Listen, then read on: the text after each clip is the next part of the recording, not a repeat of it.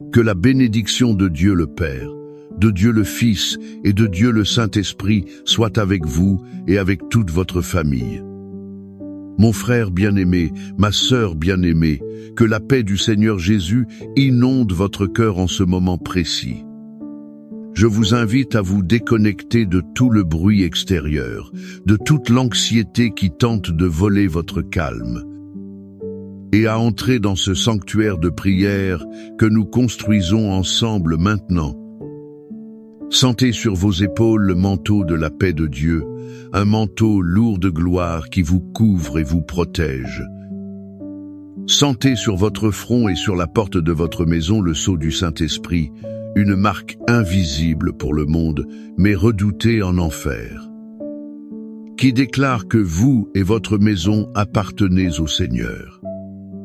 C'est un temps sacré, un moment réservé pour que le ciel touche la terre, pour que la voix de Dieu résonne dans votre foyer et apporte alignement, guérison et protection divine. Respirez profondément et recevez, par la foi, la présence réelle et palpable de notre Dieu. Et dans cet environnement de foi, nous nous levons comme une armée d'un seul homme, comme une famille de Dieu, pour prendre notre position d'autorité en Christ Jésus. Nous ne prions pas depuis une position de défaite, mais depuis une position de victoire, assis avec le Christ dans les régions célestes. Par conséquent, au nom de Jésus, nous nous levons contre tout esprit de division qui a tenté de s'infiltrer dans nos foyers. Nous réprimandons toute querelle, toute discorde, toute amertume et tout manque de pardon. Par l'autorité qu'il y a dans le nom de Jésus, nous brisons maintenant le pouvoir de toute parole de malédiction lancée contre votre famille. Que ce soit par envie, par sorcellerie ou par des paroles négatives prononcées dans le passé. Nous annulons l'effet des malédictions héréditaires, des schémas de divorce, de dépendance, de misère et de maladie, qui tentent de se perpétuer dans votre lignée. Nous déclarons que le sang de Jésus a brisé toute malédiction à la croix du Calvaire. Nous ordonnons que tout esprit de rébellion, de désobéissance et de confusion qui a attaqué l'esprit et le cœur de nos enfants se retire maintenant. Nous couvrons nos fils et nos filles du sang précieux de l'agneau et déclarons qu'ils sont l'héritage du Seigneur, qu'ils sont enseignés par Dieu et grande sera leur paix. Nous proclamons que votre maison n'est pas un champ de bataille, mais un sanctuaire de paix. Nous déclarons que les finances de votre famille ne sont pas sous le domaine de l'esprit de Mammon, mais sous la bénédiction de la providence divine.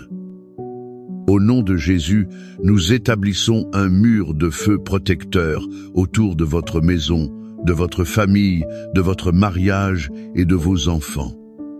L'ennemi n'a ni part ni chance dans votre vie. La victoire du Christ est notre victoire.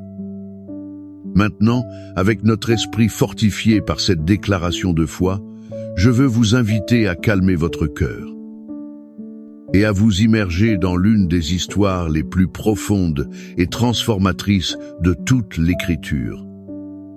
C'est une histoire qui révèle le cœur de Dieu lui-même en tant que Père. Elle se trouve dans l'Évangile de Luc, chapitre 15.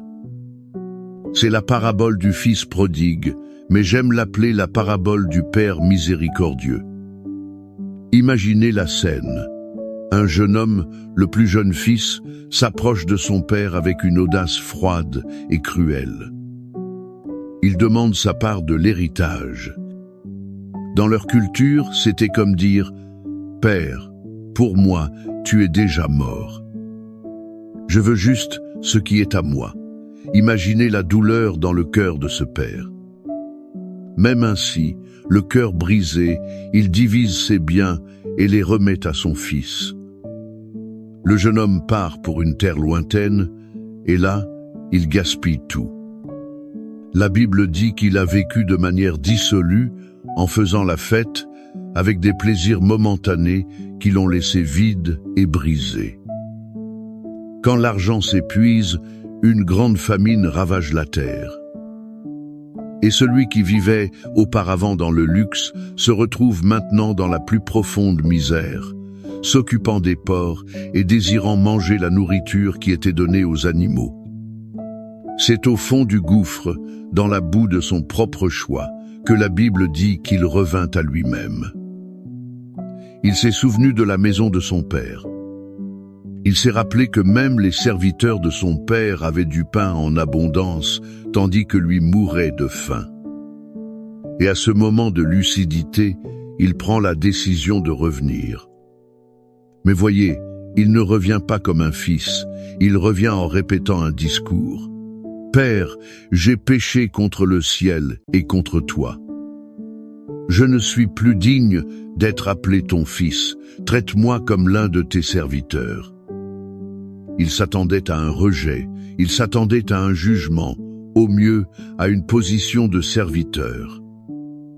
Mais l'histoire change complètement de perspective maintenant et se concentre sur le Père.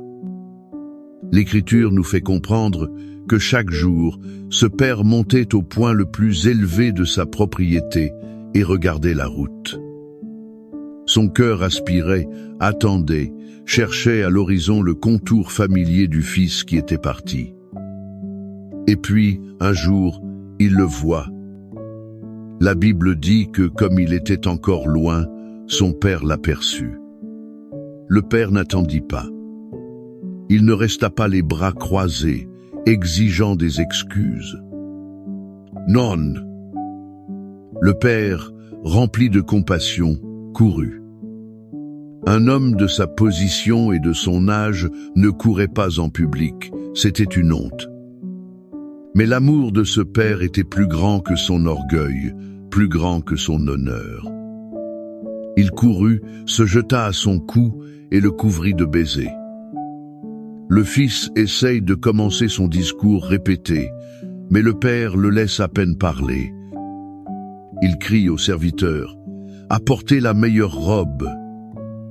Mettez un anneau à son doigt et des sandales à ses pieds. Amenez le veau engraissé et tuez-le. Faisons la fête et réjouissons-nous, car mon fils était mort et est revenu à la vie, il était perdu et a été retrouvé. La fête commence. La joie est restaurée. La famille, bien qu'encore confrontée au défi du frère aîné, commence son processus de guérison. De cette histoire puissante, nous pouvons tirer des leçons qui sont un baume pour nos familles aujourd'hui. La première leçon est celle-ci. L'amour de Dieu le Père n'abandonne jamais. Êtes-vous un père ou une mère dont le cœur saigne pour un enfant qui s'est égaré, qui a fait de mauvais choix? Vous vous sentez impuissant, être même coupable. Regardez la figure de ce père. Il n'est pas allé chercher son fils, mais son cœur n'a jamais cessé d'espérer, d'aimer, de surveiller la route. Votre amour et vos prières sont comme ce père sur le balcon, créant un chemin spirituel pour le retour de votre enfant. N'abandonnez pas d'aimer, n'abandonnez pas de prier. L'amour du Père céleste pour son enfant est encore plus grand que le vôtre. La deuxième leçon est qu'il y a toujours un chemin de retour. Le fils prodigue n'a eu besoin que d'une seule décision. Je me lèverai et j'irai vers mon Père. Pour vous qui vous sentez éloigné de votre famille, peut être à cause d'une dispute, d'une offense ou de la honte. Vous sentez-vous comme le fils prodigue, indigne de revenir. Le message du Père pour vous aujourd'hui est « Revenez à la maison ».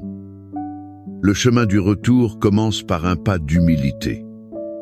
Peu importe à quel point vous êtes allé loin, les bras du Père sont toujours ouverts. Et la troisième leçon, la plus cruciale, est le pouvoir du pardon qui restaure l'identité. Notez que le Père n'a pas seulement dit « tout va bien ». Il a donné à son fils la meilleure robe, qui symbolise l'honneur. Il lui a donné l'anneau, qui symbolise l'autorité et la filiation. Et il lui a donné les sandales, qui différenciaient un fils d'un esclave. Le pardon de Dieu et le pardon que nous devons offrir dans nos familles n'est pas seulement effacer une dette. C'est restaurer la dignité, l'identité et la place de la personne dans la famille. Avons-nous offert ce type de pardon restaurateur dans nos foyers? Ou gardons-nous les offenses passées comme une arme secrète? Quel pas d'humilité devez-vous faire aujourd'hui pour entamer le chemin du retour à l'unité dans votre famille? Cette image du Père qui attend, qui court et qui protège avec son étreinte nous mène directement à la promesse contenue dans ces paroles sacrées. Le psaume 91 est la verbalisation de la protection que ce Père miséricordieux offre à ceux qui se réfugient en lui. C'est le bouclier du Père céleste sur ses enfants. Et le psaume 23 que nous chérirons dans notre cœur est la certitude de ses soins quotidiens, de sa provision. Comme le bon berger qui guide sa famille. Je vous invite maintenant à fermer les yeux, si possible. N'écoutez pas seulement ces paroles, mais recevez-les. Recevez cette parole non comme un poème ancien, mais comme un décret divin, une promesse vivante et efficace. Sur votre maison, sur votre mariage, sur la vie de vos enfants, prenez possession de chaque verset. Celui qui habite sous l'abri du Très-Haut repose à l'ombre du Tout-Puissant. Je dirai de l'Éternel: il est mon refuge et ma forteresse, mon Dieu en qui je me confie. Car c'est lui qui te délivre du filet de l'oiseleur, de la peste et de ses ravages. Il te couvrira de ses plumes et tu te réfugieras sous ses ailes. Sa vérité est un bouclier et une cuirasse. Tu ne craindras ni les terreurs de la nuit, ni la flèche qui vole de jour, ni la peste qui marche dans les ténèbres, ni la contagion qui frappe en plein midi. 1000 tomberont à ton côté et 10 000 à ta droite, mais tu ne seras pas atteint. De tes yeux seulement tu regarderas, et tu verras la rétribution des méchants. Car tu es mon refuge, ô Éternel. Tu as fait du Très-Haut ta demeure. Aucun malheur ne t'arrivera, aucun fléau n'approchera de ta tente. Car il ordonnera à ses anges à ton sujet de te garder dans toutes tes voies. Ils te porteront sur les mains, de peur que ton pied ne heurte une pierre. Tu marcheras sur le lion et sur l'aspic, tu fouleras le lionceau et le dragon. Parce qu'il m'aime, je le délivrerai, je le mettrai en lieu sûr, car il connaît mon nom. Il m'invoquera, et je lui répondrai. Je serai avec lui dans la détresse, je le délivrerai et je le glorifierai.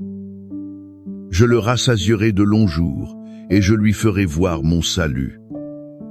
Père bien-aimé, à la lumière de ta parole si puissante et de la révélation de ton cœur de Père, nous nous approchons de toi en prière. Nous te remercions parce que le Seigneur n'est pas un Dieu distant, mais un Père qui court dans notre direction. Et en ce moment, nous plaçons devant ton autel chaque famille qui écoute cette prière. Seigneur, nous clamons pour chaque fils et fille qui, comme le prodigue, s'est éloigné de la maison, s'est éloigné de tes chemins. Père, où qu'il soit, nous te demandons que ton Saint-Esprit les atteigne. Qu'ils puissent revenir à eux-mêmes, que le souvenir de l'amour et de la sécurité du foyer les envahisse. Et que le Seigneur crée un chemin de retour pour eux. Brise les chaînes des dépendances, des mauvaises compagnies, de la rébellion, et ramène-les dans ton étreinte. Et pour les pères et mères qui attendent, donne-leur ta force, ta persévérance et un cœur prêt à pardonner et à restaurer. Nous prions pour les mariages blessés, où la communication s'est brisée, où l'amertume a pris racine. Seigneur, restaure l'alliance. Répands ton baume de guérison sur les blessures. Que le mari et la femme puissent se revoir avec des yeux d'amour et de grâce, et que l'unité soit rétablie par la force de ton esprit. Nous crions pour la réconciliation entre parents et enfants, entre frères et sœurs, là où l'orgueil et la douleur ont créé des abîmes. Que le pouvoir du pardon, le même pardon restaurateur que le Père a offert au Fils prodigue, coule dans nos foyers. Brise les murs et reconstruis les ponts. Et comme notre bon berger, nous déclarons la promesse du psaume 23 sur chaque famille. L'Éternel est notre berger, nous ne manquerons de rien. Pourvois, Seigneur, au pain quotidien. Ouvre les portes de l'emploi, multiplie les ressources, annule les dettes et enseigne-nous à être de bons intendants de ta provision.